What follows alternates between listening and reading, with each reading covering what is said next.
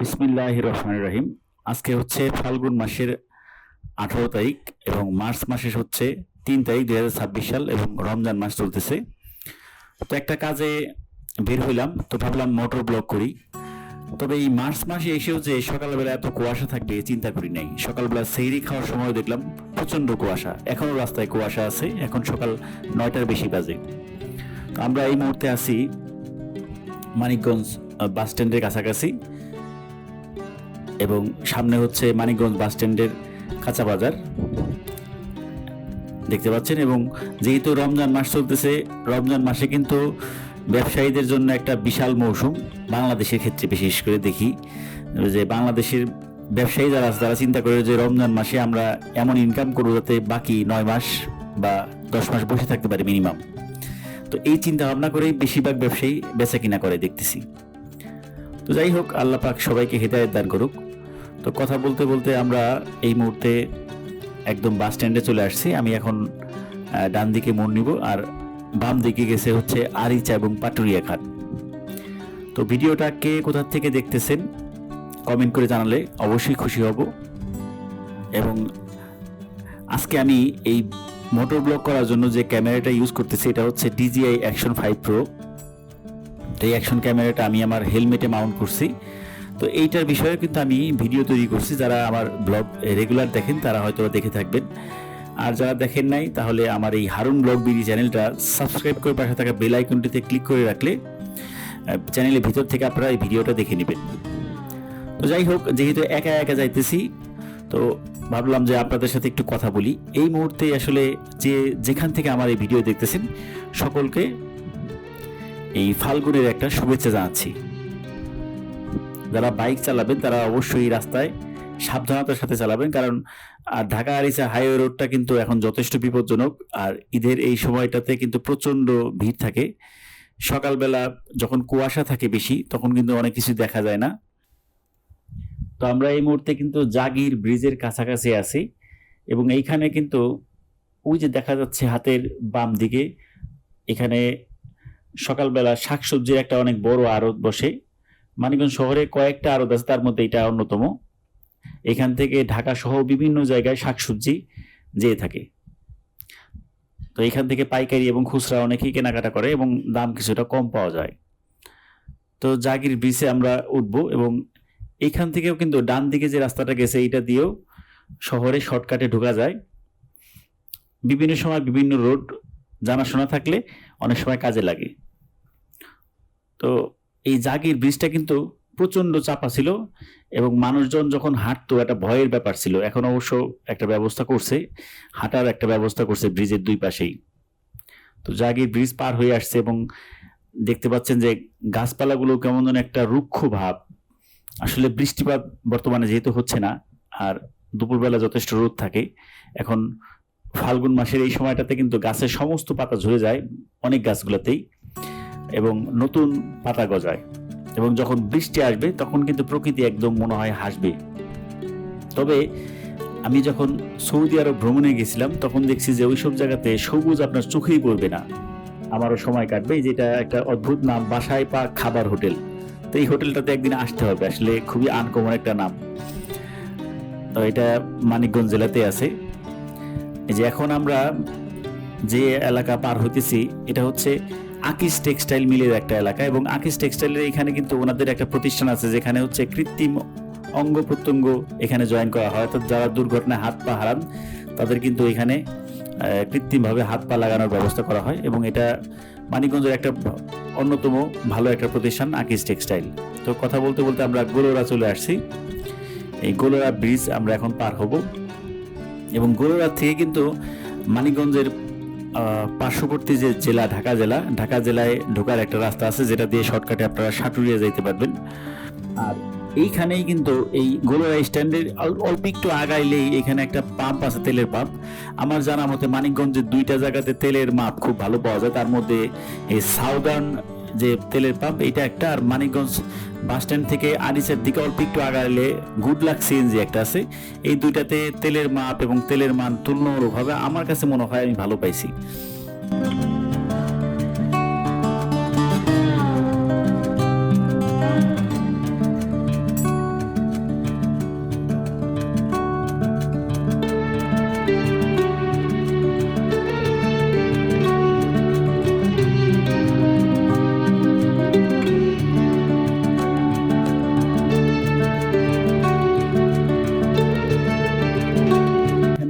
ছিল, রাস্তার উন্নয়ন কাজ চলতেছে, এই জন্য ব্রিজটা ভেঙে ফেলছে, পাশ দিয়ে একটা রাস্তা তৈরি করছে।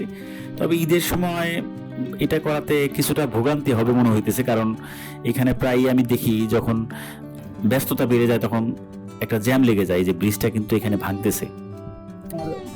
হাতের ডান দিকে একটা প্রতিষ্ঠান এবং বাম দিকে একটা প্রতিষ্ঠান। বাম দিকের প্রতিষ্ঠানটা হচ্ছে ব্রাকের নার্সারি, এবং আমি এখানে কয়েকবার আসছি, একটা ব্লগও করছি, দেখে নেবেন। এটা এক সময় খুবই নামকরা একটা নার্সারি ছিল, এখনো মোটামুটি ভালোই চলে, অনেক ধরনের গাছ পাওয়া যায়। আর ডান দিকে হচ্ছে রাইজিং স্পিনিং মিল।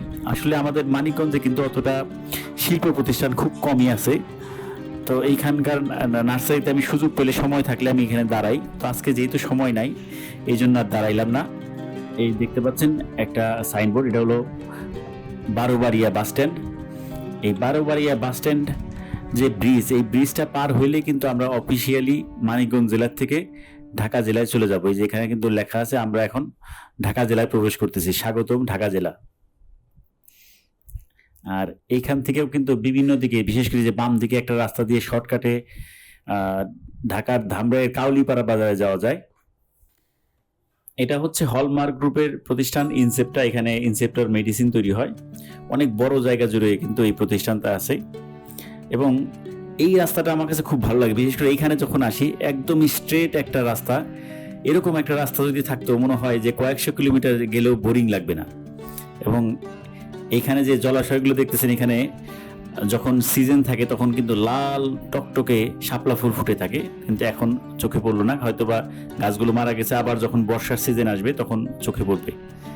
তবে ধামরাই থানা কিন্তু অনেক শিল্প প্রতিষ্ঠান আছে, তবে তার থেকেও বেশি সমস্যা হচ্ছে ধামরাইয়ের কিন্তু একটা বিষয়ে কুখ্যাতি আছে, এবং সেই বিষয় নিয়ে আমি এখন কথা বলবো। যারা জানেন তারা তো জানেনি, তো যারা জানেন না তাদের উদ্দেশ্যে বলি যে ধামরাই থানায় হচ্ছে, আমি দেখছি বা আপনারা যখন আসবেন দেখবেন যে আমার মনে হয় বাংলাদেশের সবচেয়ে বেশি ইটের ভাটা আছে এই ঢাকা জেলার ধামরাইতে। এবং ধামরাইয়ের পরিবেশ কিন্তু বিপর্যয়ের দিকে যাচ্ছে আস্তে আস্তে এই ইটের ভাটাগুলোর কারণেই। এবং আমরা দেখছি যে ইটের ভাটার যে অবস্থা, একটা সময় দেখা যাবে যে কৃষি জমি থাকবে না ধামরাইতে। তো খুব চমৎকার একটা রাস্তা আমরা পার হইতেছি, তবে দুই পাশে সারি সারি গাছ আগে যেরকম ছিল, এটা থাকলে আরো ভালো লাগতো। এই কাদাগুলো পরে এই যে কিউট ড্রেস আমরা পার হইতেছি।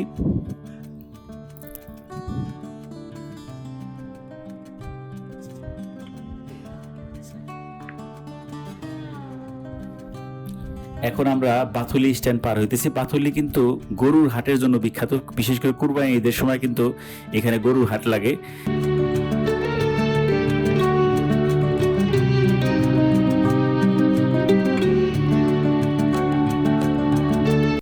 যে এইখান থেকে দেখবেন যে রাস্তার দুই পাশে শুধু ইটের ভাটা আর ইটের ভাটা। এবং ধামরাই থানার আপনার যত ভিতরের দিকে যান, একদম অলিগলিতে মনে হয় ইটের ভাটা আছে। ইটের ভাটা থাকা একেবারে যে দোষণীয় তা না, কিন্তু একটা মাত্রা থাকা উচিত। এই যে দেখেন যে কি পরিমাণ ইটের ভাটা এই দিক দিয়ে আছে, এবং রাস্তায় দেখবেন জায়গায় জায়গায় কাদা পড়ে আছে। যখন বৃষ্টির দিন আসবে তখন কিন্তু অনেক দুর্ঘটনার শিকার হয়, বিশেষ করে মোটর সাইকেল বা সাইকেল, এই ধরনের যানবাহনগুলো কিন্তু দুর্ঘটনার শিকার হয় এই কাদার কারণে। এবং এই ইটের ভাটার কারণে আমি একটা জিনিস দেখলাম, আমার কাছে মনে হয় যে আমি একবার যখন সাতক্ষীরা এলাকায় গেছিলাম, দেখছি যে ওই এলাকায় সাতক্ষীরার আশাশুনি থানাতে এত এত পরিমাণ চিংড়ির ঘের, সেখানে চাষ জমি নেই বললে চলে। এবং এইখানেও এই ধামরাই থানাতেও আমি দেখছি যে ইটের ভাটার কারণে ওনারা যেভাবে কৃষি জমির থেকে মাটি খুঁড়ে খুঁড়ে উঠাইতেছে, একদম যত দূর পর্যন্ত উঠানো যায় তারা উঠানোর চেষ্টা করে। এতে কি হইতেছে, কৃষি জমি কিন্তু হারিয়ে যেতেছে, এবং একসময় ধামরাই থানা কৃষি জমি থাকবে না, শুধু মাছ চাষ করেই হয়তো খেতে হবে। যেখানে আরো একটা গার্মেন্টস আছে, এটা খুব সম্ভবত রাইজিং গার্মেন্টস, নামটা আমার ঠিক মনে পড়তেছে না, রাইজিংই হওয়ার কথা। আর এরপরে হচ্ছে আরেকটা গ্রিন ফ্যাক্টরি, এটার নাম হচ্ছে একেইস ইকো অ্যাপারেলস। এই যে আমার হাতের ডান দিকে দেখতে পাচ্ছেন। আসলে ধামরাই থানার থেকে শুরু করে ঢাকা যেহেতু একটা জেলা শহর এবং বাংলাদেশের রাজধানী, এই ঢাকার আশেপাশে কিন্তু প্রচুর গার্মেন্টস আছে, তো তার একটা ছোঁয়া কিন্তু এই দিকেও লাগছে। আর একেইস ফ্যাক্টরির একটা বিষয় আমার কাছে ভালো লাগে, ওনাদের যে অংশ জুড়ে ফ্যাক্টরি, তার প্রায় অতখানি অংশ জুড়ে কিন্তু পাশে একটা বাগান আছে। দেখেন খুব চমৎকার একটা বাগান আছে, কখনো যদি ঘুরে দেখার সুযোগ হইতো তাহলে আপনাদের সাথে শেয়ার করতাম বা দেখাতাম। তো কথা বলতে বলতে আমরা কিন্তু কালামপুরের যথেষ্ট কাছাকাছি চলে আসছি। এখন আছি হচ্ছে এই এলাকাটার নাম কিন্তু খুবই অদ্ভুত, মানে এটার নাম আসলে শ্রীরামপুর, কিন্তু মানুষ বলে শ্রীরামপুর। যে জায়গাতে আছে এই জায়গার নাম হচ্ছে সুতিপাড়া। সুতিপাড়ার পরেই মূলত Kalampur bus stand. Sutipara bridge আমরা অতিক্রম করব। যখন আজকে থেকে 15-20 বছর আগে রাস্তা যখন আরও চাপা ছিল, এখানে একটা গভীর খাদ ছিল এবং গাড়ি অ্যাক্সিডেন্ট হলে অনেক সময় অনেক মানুষ মারা যাইতো এই জায়গাটাতে। তো সুতিপাড়া এই সামনে যে ওভারব্রিজ দেখতে পাচ্ছেন, ওভারব্রিজ দেওয়া হয়েছে যাতে দুর্ঘটনা এড়ানো যায়। আর মাঝখানে যেহেতু এটা এক্সপ্রেসওয়ে, এদিক দিয়ে সবসময় দ্রুতগামী যানবাহন চলাচল করে, এই জন্য সবার এই ফুট ওভারব্রিজ ব্যবহার করা উচিত। আর কালামপুর বাস স্ট্যান্ড থেকে কালামপুরের দিকে যাওয়ার কিন্তু অনেকগুলো রাস্তা আছে, সরাসরি না যেও কিন্তু ডানে বামে বিভিন্ন রাস্তা দিয়ে যাওয়া যায়। তো যাই হোক, আমি কথা বলতে বলতে একদম ভিডিওর শেষের দিকে চলে আসছি এবং আমার যেহেতু কালামপুর কিছু কাজ আছে, তো এই জন্য কালামপুর আসছিলাম, আপনাদের সাথেও বিষয়টা শেয়ার করলাম। তবে কুয়াশার কারণে কতটুকু ভিডিও ধারণ করতে পারছে আমার এই অ্যাকশন ক্যামেরা, সেটা ভিডিও এডিটিংয়ের সময় বোঝা যাবে। তবে আমার কাছে মনে হইতেছে এডিটিংয়ের সময় যে আমি যতটুকু আশা করছিলাম তার থেকে যথেষ্ট ভালোই সে লাইটটা কাভার করছে, কারণ আমি চোখে যতটুকু দেখতেছিলাম তার থেকে এখানে আলোটা যথেষ্ট ভালোই লাগতেছে।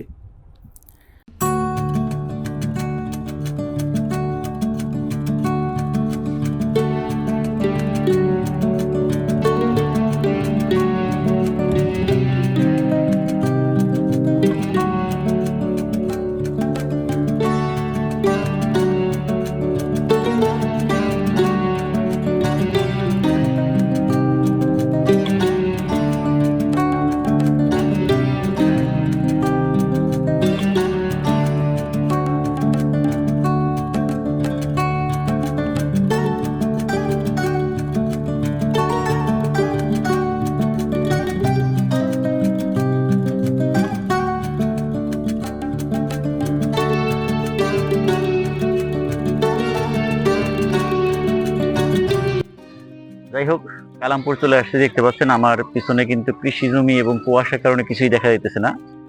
তো আজকের ব্লগটা এখানেই শেষ করতেছি।